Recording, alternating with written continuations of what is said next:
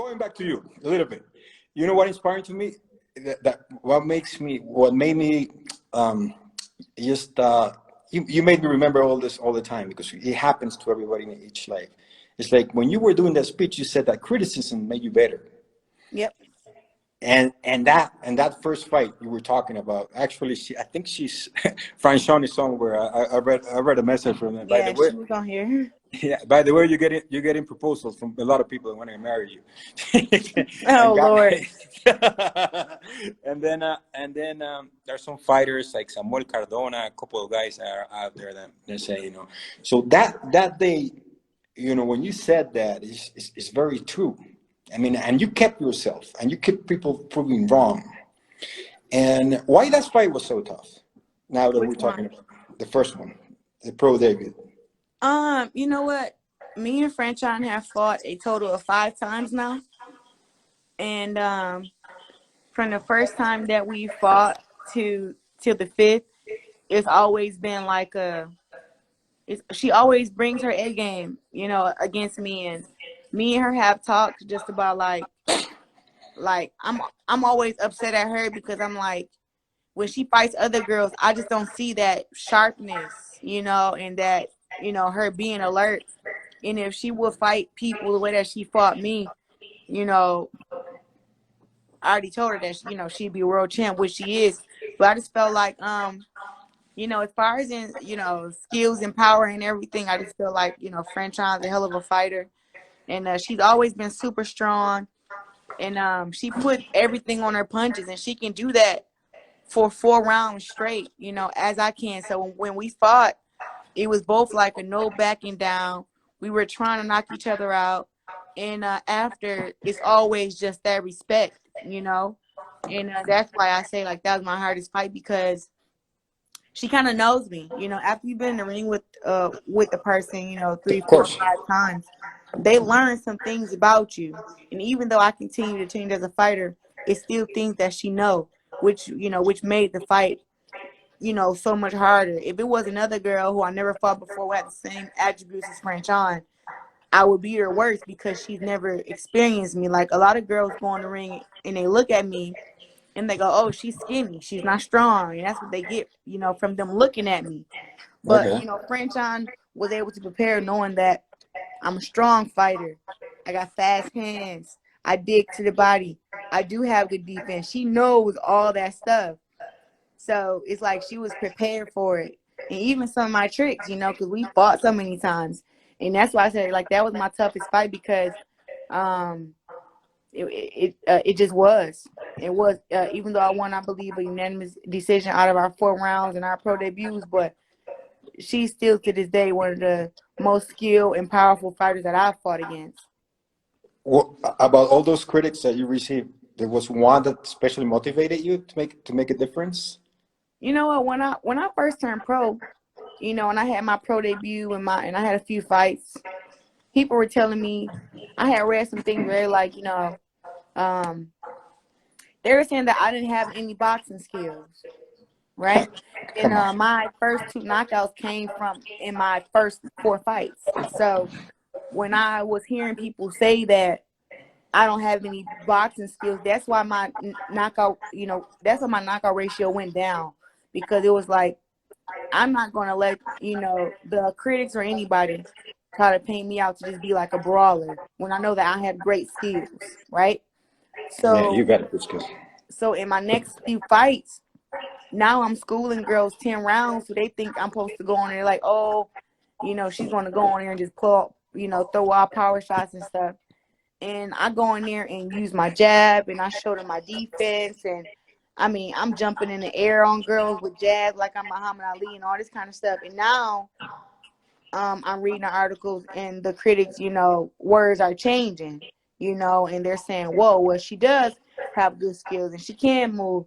And, you know, me reading some of those articles just made me kind of think, like, if, you know, what can I do to be more seen, and what do people want to see? Like, if they don't want to see me go on there and throw wild power shots and knock girls out, then what do you want to see? And for me, it was more of like they want to see skills. So now I show them skills, and now they're back, and now they're back crying about knockouts. Yeah, I see it. You know what I see in the ring specifically. The first time I heard, I got to be honest with you. First time I heard female boxing, I went like, what? That then when because I grew up, around the meetings with my father, who was the former president. Uh-huh. And the first time I heard everybody talking against, oh, girls, why girls are going to fight? Why this? Why that? I heard that. I think it was crazy. But when I was working in my office in Venezuela, one of the boxers, because we had like third floor was my office, second floor the gym, boxing gym, and one of the guys was cheating on his wife with hairdresser or something. I just don't remember exactly. And then I was just having coffee at my office, and I hear police coming in and everything else. And then I go down. I go to the hairdresser shop at the salon, and I see a girl knocked out totally. and I see a small flyweight girl trying to kick the ass of a welterweight, and everybody trying to stop her. So I took her, just trying to get him out of the problem. Took her, had coffee, we had something to eat, and she relaxed and calmed down, and she said, look, now that I knock out this girl, can you give me a chance? In Venezuela, they never had a chance to fight pros. Can you give me a chance to fight? And from that moment on, I had to understand that men and women, I understood that in boxing specifically, it must be equal. We have to have equality. It's necessary. And then I fall in love with women's boxing because I think you fight over the check. You fight with passion and with the Yep. heart. It's a matter of pride. I don't want to lose to you. You don't want to lose to me, Yep. And that moment, I had to take all these girls. That girl specifically went to Germany. And the rest had to go to Panama. And actually, your next opponent fought, I think her last defense was her lady Suarez. I don't know if you heard from her. She was a former Dicari. Last fight, Suarez is the last name. I believe I watched it. I watched that fight. Yeah, it's the last fight. She used to fight, she used to be featherweight champion and super fit. Then she got pregnant and came back, but she already was a welterweight. Mm-hmm. But that was the way. But now that I have more involvement in it, when I see you fight, I see a girl trying to prove the world wrong. That woman deserves a place the same way as men. And I don't know if I'm wrong. Is that right? No, absolutely. And just trying to get them to, to realize that just because we're women doesn't mean that we're not capable of what the men are capable of, and not saying that, oh, we should fight against men, but I think it's completely foolish for people to say that women can't box 3-minute rounds, 12 rounds. No, 20%. You can fight 3 rounds, 3 minutes for sure. And I'm just like, for me, I don't know where that came from. It's like, it's all about the preparation. If you prepare to get ready for a 12-round, 3-minute fight, you'll be prepared. And if you don't get prepared as the men, you're going to be tired by the 5th, 6th, or 7th round. So to see that's one of the biggest things that I'm just trying to change their mind on is like, one, I train 3 minutes, I spar 3 minutes, and I can fight 12 rounds. And to keep hearing people say that, women can't, fight 3 minutes and 12 rounds because of health and all this, and some kind of risk with our brains being smaller and our necks being weaker and all this crazy stuff. It's like, where the hell did I get that information from? Because it's so inaccurate. And I think that's where the unequal pay comes from, as far as in women's boxing. Like, we only fight 20 minutes compared to the men that fight 36 minutes in a world title fight.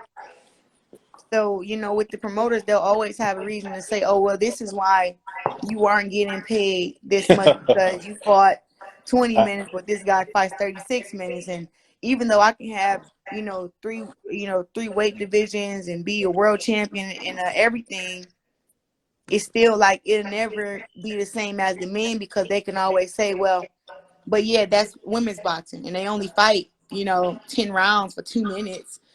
And in their mind, they're like, anybody could do that, but really in reality, the pros of the 20 minutes is, yes, it's less time, but the cons of it, even if the men were to do it, is it's a just fat it's a more faster pace than 3 minutes. 2 minutes you gotta go, go, go, go, go. You got 2 minutes to persuade the judges who's winning the fight. You don't really have that much thinking space, and they talk about women getting there and just going at it. It's because hell, that's all we really got time to do is go at it. The bell rings to start the round, and then the bell is over within 2 minutes, and it comes so fast. And sometimes even the judges don't know who won the rounds because you got two girls out there in the best shape of their life, fighting each other like cats and dogs, going like, just trying to win. And you have this close round, and you're like, oh, she threw 100 punches, and she threw 102 punches, but she went, and it's not enough time, So, that's just what I'm trying to do. One, help with the equal pay, and two, just make it to, get women's boxing to where women's MMA is, which I Okay. adore and love the way that Dana White runs the UFC. I love it. Like, I do too. the women fight the same amount of time as the men. He might be competing for sanctioning bodies, but I have a model I'm trying to develop. I think we all have to unite, promoters and everybody. We have to give the best fight to the fans. The best And fight to the fans, and let the women decide if they want to take that risk of fighting 12 3-minute rounds, because I'm quite sure there are many women who will tell you like that's no problem, and look, that's where you'll see like some look, better fights. next time when you sign a contract, might be Dimitri listening to me. They're gonna kill me. But if you sign for 3 minutes, we're gonna approve that contract. We don't got a problem with Oh, that. Dimitri, Mark, my whole team already knows that this is one thing that I have to do it because I feel like I'm the, trailblazer in women's boxing. So I have to be the one to do it, and if I don't, then we'll never have equality in women's boxing. So Look, it's something that has to be done, I feel like. look. If we gotta take the fight and the numbers are right, we gotta bring it here because we also try to provide like sort two shows outside, getting a good fight. We'll target that. Let's make that. Let's set that a goal for us because I It's like the to make goal then. difference. I like to make difference. Right now, actually, I was going to show you one thing that you're going to get sooner or later, but you're going to. This is that's a super belt, but you can't see it well. Oh my God, let me stand up. That's a super belt, but Who you're is gonna that get. engraved on it? Yeah, well, this one specifically, Anthony Joshua Oh, Anthony and Joshua. and Vladimir Klitschko. I do a couple of them for the Oh my fights. God, that is But so neat. can you imagine Claressa Shields in one side and the other Laila Ali? Or that's just talking. You know what? Uh, I seen her on WBC Live yesterday, I think, with Mauricio Suleiman, and nothing came up about is she really going to come out of retirement? Does she really want to fight me?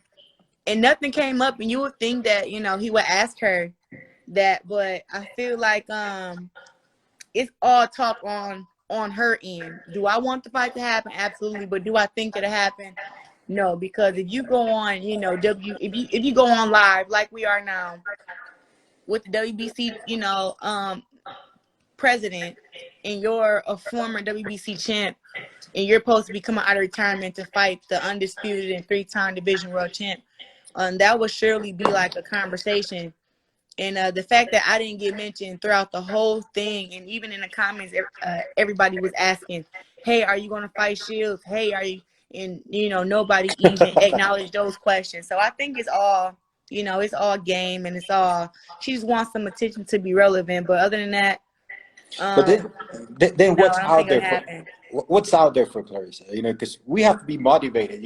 I gotta be honest with my story. I got tired of going to a ring, just putting you a belt, waiting for a sanction request. You send back whatever it is. I got bored. Because there are no more rules to make sometimes. So Yeah. I went to the amateurs. I went to do an academy. I don't we don't publicize everything, but Mhm. I started doing. I'm trying to make deals directly with TVs. Actually, I don't know if you got my resume, but one of the things we did in Venezuela with a promoter, back there because we're a nonprofit. We cannot get involved in the deal. But it was my idea. It was that we had one night that first we got a Guinness World Record. We had like five world title fights. It was Jessica Bob, Suarez fought. We had Mayerlin Rivas. We had Tutti Bob. We had a lot of fights. Hannah also fought. You Mm-hmm. know, so that day, the referees were women, the supervisors were women, the ring inspectors were women, everybody was women, and we got that Guinness record. You know, I want to repeat that in the States, and I want big names like you. I want to make a tournament. You know, there's a lot of ideas that's go through me, because if I don't have motivation, then I quit this job and go for another one. Honestly, so what's out there for you? You know what? I feel like there's always something. You know, people look at, you know, what's right now, and they look like, oh, you know, she's beat everybody right now. But, you know, I'm so competitive and just so like, I'm just so aware. I'm thinking about the girls that's coming up. You know what I mean? Like, those girls are going to be problems. The fact that they're younger than me and they're new to the pro game and they're going to want what I have. They're going to want to fight on TV. They're going to want to fight for a big purse. They're going to want to be known like how I'm known. So those younger girls coming up are going to be so hungry, you know, and now it's like a platform for them to go and fight on Showtime and fight Yeah, on the that's right. zone and build themselves up to be world champions. So I feel like I'll have a lot of competition, especially after the 2016 Olympics, which will now be 2017, because I mean, nope, blah blah blah. 2020 Olympics will now be 2021. So I believe after 2021, I believe that we will have a floodgates of women turning professional, and There's a girl from Panama that's good. I've seen it. it got a couple girls from Panama. A girl from Dominican Republic is really good. Her name is Gina Bengualin. Me and her fought 2 or 3 times in the amateurs. I believe she's actually pro. Yeah, because right, they go back and forth sometimes. You know, at some point, some stage. Yeah, so I'm always like paying attention to, like, I still watch the amateur girls in their tournaments in the USA. I'm just trying to make sure, like, okay, I see how she fight. I know how she fight. She's maybe in my weight class. You know, I'm looking at, you know, girls from as small as 140 all the way up to 160, you know, 8 and 170, because my body can fluctuate down there to 154 back up to 168 and possibly a 175. So Are you going to there's try always going to be 175? competition. It's always Are going to you, be competition. are you going to try 175? Um, when I decide to go for a fourth division, me, Mark, and Dimitri been talking, and my nutritionist tell me that I can make 147 pounds. I was going to tell you that. I want that one. Right, I right, want that one and for you. But you know what? And I would actually do it, you know, but it's more of like, if I'm going to do it, I want to fight the best, and I would want to fight against Cecilia Braekhus. And I know that, you know, she, people have been that's the mandatory fight. for her belts, and I know Laila Mccarter was the IBF mandatory for 4 years Yeah. at the welterweight division, and never got a fight with Cecilia Braekhus. And I don't understand how she was a mandatory and the fight never happened. So if I was to go down to 147, I would have to be sure that, one, I'm a mandatory, and that if she does not fight me, she has to give up the belt, and I can still fight for that championship. For that But belt. But to be yeah, honest, the belt's all right. But the fight, you and her, that's one thing I'm looking forward to it. You know, if we can make yeah, you know, and she has a thing about, you know, saying that I'm too big for her and stuff like that. And it's like, I'll beat them girls who are bigger than me, and I'll face girls who are bigger, taller, and who they consider to be stronger than me, and I'll come on top. You know, and her being a undisputed champion for I don't know how many years, for her to be speaking like that to me is like, where's your confidence at? You know, where's your grit for you to say, if you come into my territory, because a girl come to 160, 154, or 168 talking about she can beat me, I'm gonna be like, oh, you can't rock, you came knocking at the wrong door. Let's rumble.